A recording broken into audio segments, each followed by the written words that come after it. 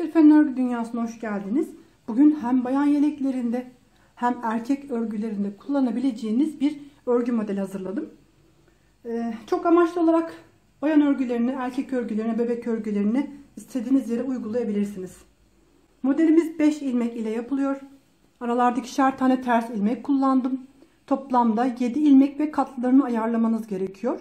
7, 14, 21 şeklinde. En son 2 tane ilmek ilave ediyoruz. Ben 2 model için 7, 7, 14, 2 kenar ilmeği ile birlikte 16 ilmek başladım. Hemen örgüme devam ediyorum. Şu anda örgümün ilk sırasındayım ve ön yüzdeyim.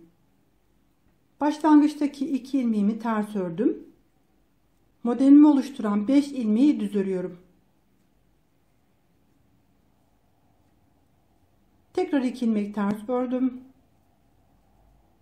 5 ilmek düz.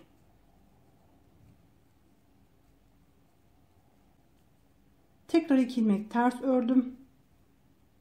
Ön yüzde sıramı tamamladım. Örgümün arka sırasındayım ve burası ikinci sıra. İlmeklerimi aynen oldukları gibi örüyorum. 2 ilmeğimi düz örüyorum. 5 ilmeğimi ters. 2 ilmeğimi düz örüyorum. 5 ilmeğimi ters.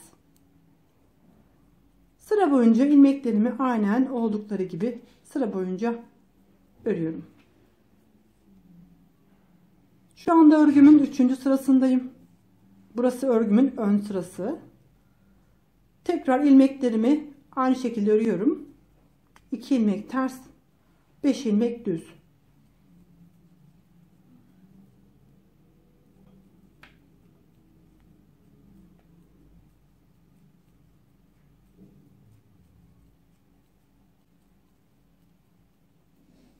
Böylece 3. sırayı da tamamlamış olduk. Burası örgümün arka tarafı ve 4. sırası. Başlangıçtaki 2 ilmeğimi düz örüyorum. Devamındaki 5 ilmeği ters.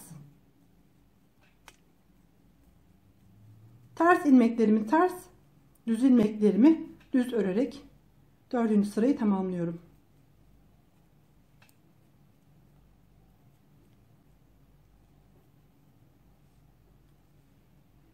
Şu anda örgümün ön sırasındayım ve burası örgümün 5. sırası. 5. sıraya geldiğim zaman modelimi uyguluyorum. Önce başlangıçtaki 2 ilmeğimi ters olarak örüyorum. 5 tane olan ilmeğe geldiğim zaman önce 1. ilmeğimi düz olarak örüyorum.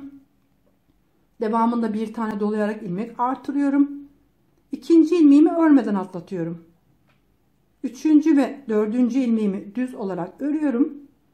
Başlangıçtaki örmeden atlattığım 2. ilmeğimi örmüş olduğum ilmeklerin arkasına alarak yer değiştiriyorum. Sonra bu örmeden atlattığım ilmeğimi kalan 5. ilmekle beraber düz örerek topluyorum. İlk modelimi tamamladım. Şimdi aradaki 2 ilmeği ters olarak örüyorum. Tekrar modelimin olduğu bölüme geldim. 1. ilmeğimi düz olarak ördüm. Bir tane ilmek artırdım. 2. ilmeğimi örmeden atlatıyorum. Devamındaki 2 ilmeği düz olarak örüyorum. Örmeden atlattığım 2. ilmeğimi şişime alıyorum. Diğer ördüğüm ilmeklerin arkasına geçiriyorum. Şu anda şişimde örmeden atlattığım 2. ilmek ve son ilmeğim var. Bu 2 ilmeği birlikte düz örerek topluyoruz.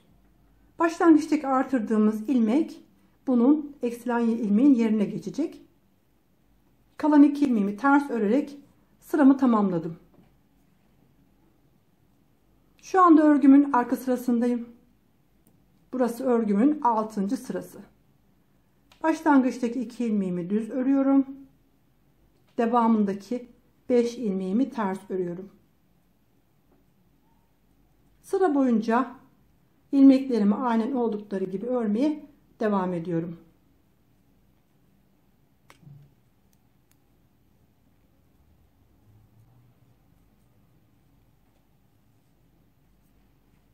Şu anda örgümün ön sırasındayım ve örgümün ilk başlangıcındaki işlemleri tekrarlayarak örgüme devam etmem gerekiyor. Bu şekilde sadece tek sırada kurulan bir örnek. Biraz iri desenli, belirgin bir model. Hem bayan örgülerine hem de erkek örgülerine uygun bir örnek. Ayrıca bebek örgülerine de kullanabilirsiniz.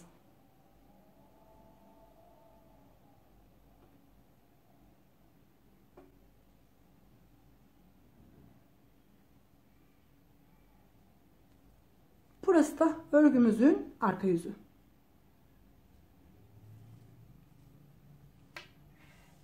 Herkese kolay gelsin.